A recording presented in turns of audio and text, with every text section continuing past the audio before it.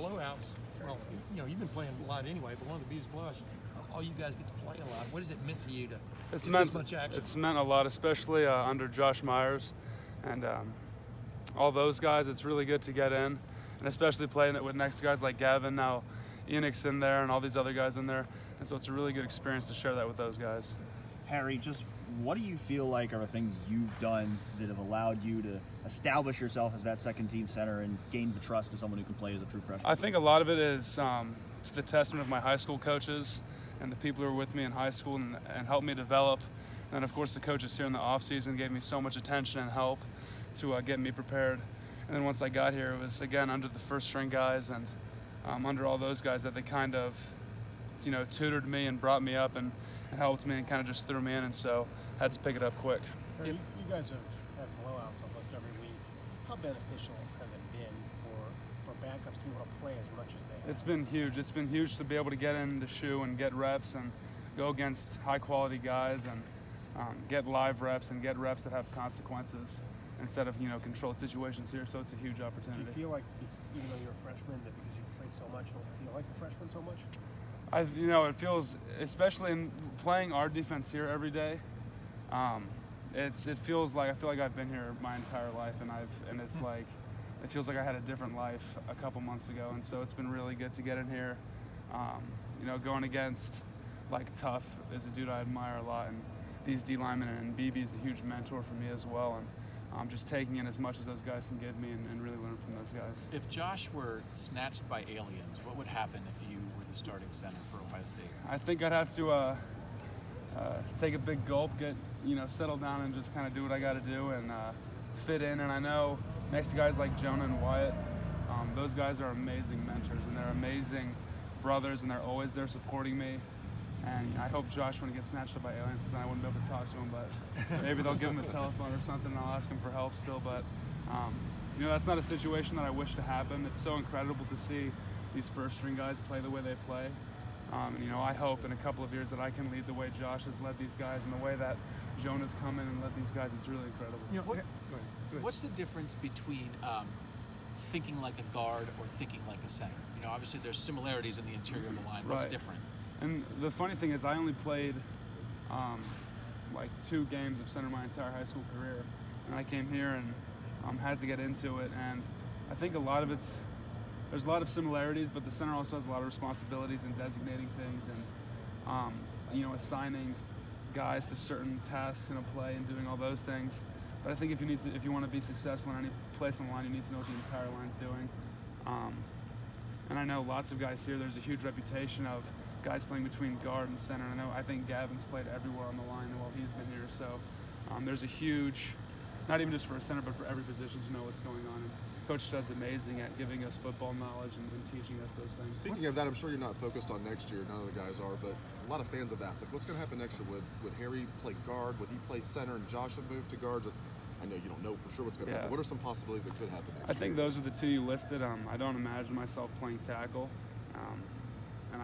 so I don't know how that's arranged. I'm sure Coach is going to think that out, and they're going to make the right decision. And that's just me doing what I got to do. And again, talking about center and guard and the crossover there, it's pretty seamless, and you just kind of got to get used to doing little different nuances and getting used to that. But other than that, it's kind of just fitting into the system. Harry, I know that you were FaceTiming into meetings during the spring before you got here. How much did that help you in terms of getting up to speed once you arrived? Massively, because I got here and I was able to have a basic understanding to where I could ask questions, which is where, of course, I want to be, is to where I can dig deeper into the system and ask more questions. And so I got here, had the basis to, I knew what I didn't know, and I knew what I needed to know, and so I got to study and got to learning. And again, with Coach Stud and the ones we have in place, it's incredible what I was able to pick up. And camp was a huge learning experience. I remember our first inside drill going against Baron Browning, and he just completely lit me up, and I was like, it was an incredible experience. And that's when I realized the speed, I realized the intensity, I realized the scheme, and ever since then I've been carried by Coach Stud, Coach Day, all the offensive coaches, and the first line. You're a freshman, but I would consider you an expert on offensive line play. How well is the first team offensive line playing right now, Harry? Very well, I would say, and I guess I have a bias to that. I mean, what are they getting done? I mean, from your vantage point, that just stands out to you? What stands out to me is kind of the intensity of it, and the joy of how we've treated other teams, and the fact that, like, I watched Jonah play, and that's a guy that I want to emulate because he's so physical, he's so strong, he's so in control all the time. He never looks like he's panicked or worried. He always has composure, and he's just beating guys. And Josh is getting 5 KDs a game. Wyatt is mauling guys, and Bowen and Thayer, and Josh Allaby is a huge guy that I look up to because he's been through so many trials to where he's switched positions, he's been injured, he's come back from an injury, he's filled a role, and he's done incredible things. And I remember when I first got here in the summer, he was one of the first guys to put an arm over me and say, like, hey, and kind of show me the ropes and kind of get me in the system. And so those guys are playing incredible, I think, and it's an amazing honor to be able to play behind them and learn from And what does them. Coach Stu draw you guys, the number 2 line, what does he expect from you? Like, he was over there with you guys a minute ago. Mm-hmm.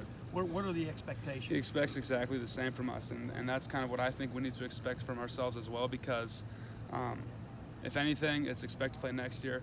If anything as well, it's expect to be ready to play this year if anything happens. And so we have an absolute responsibility to defend guys like Chugs and defend guys like Gunner, and if we're called to do it, defend guys like Justin. And I love playing with the guys that we play with, and it's imperative that we defend them. It's imperative that we do our job, especially, as you said, going in on blowout games.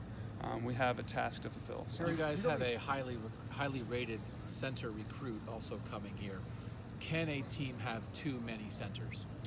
I think my coach told me in high school that a team can never have too many centers because it's kind of difficult to just throw a ball between your legs and run a play. And they said that's why we got 4 guys in a line getting snaps.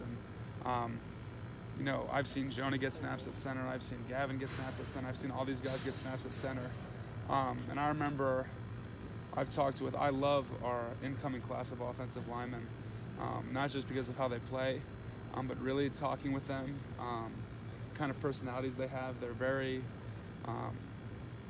it's kind of astonishing to see how high profile they are while also remaining very humble, very low-key, very diligent and eager to work. And so I'm very excited to have guys like Luke come in and be able to work with him. And, I hope how Josh has treated me, I can treat the guys that come in and be a role like that for those guys. Harry, how many snaps do you think you played this year? Do you know roughly how many?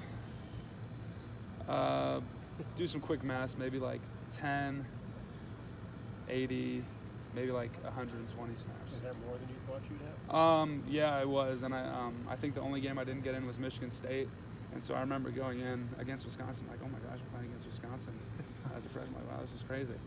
And so and of course that's just a testament to how great the ones play, and they're so phenomenal, and again, they're huge shoes to fill, and it's a great experience to have. Harry, you were on a mission trip when you were FaceTiming, correct? Mm-hmm. So what was the background like that your teammates were looking at when you were on the screen? Were you at a...